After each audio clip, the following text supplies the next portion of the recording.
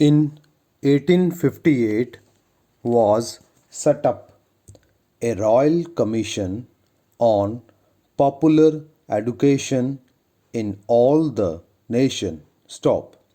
The commissioners at their discretion were to arrange examinations to obtain information from every direction to the exclusion of none, to call upon physicians, musicians, and educationalists of every class, to take depositions when necessary, and briefly to review the general situation so as to secure satisfaction beyond all mere generalization and show if there had been progression or retrogression. Stop. The commissioner's work was sensational in the facts brought out. Stop.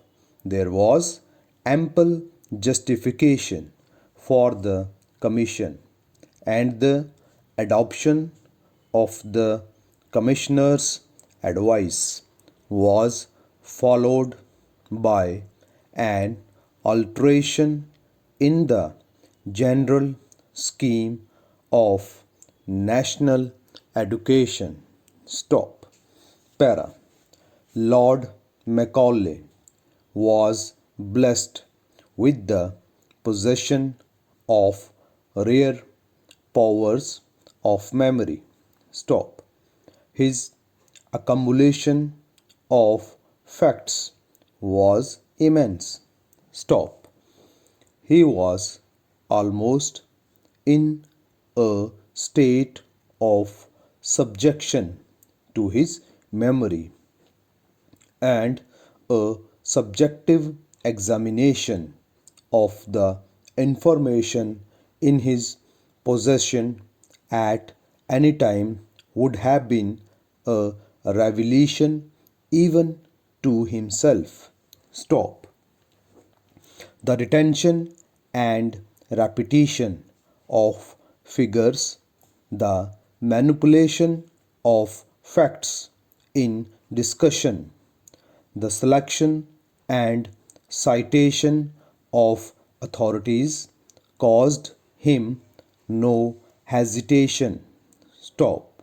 He was to have been a barrister, but the legal profession had no fascination for him. Stop. Macaulay took a share in the promotion of education, but his reputation rests mainly on his famous essays. Stop. His criticisms brought him into opposition with several fashionable authors, and his expositions occasionally produced bitterness in opposite factions. Stop.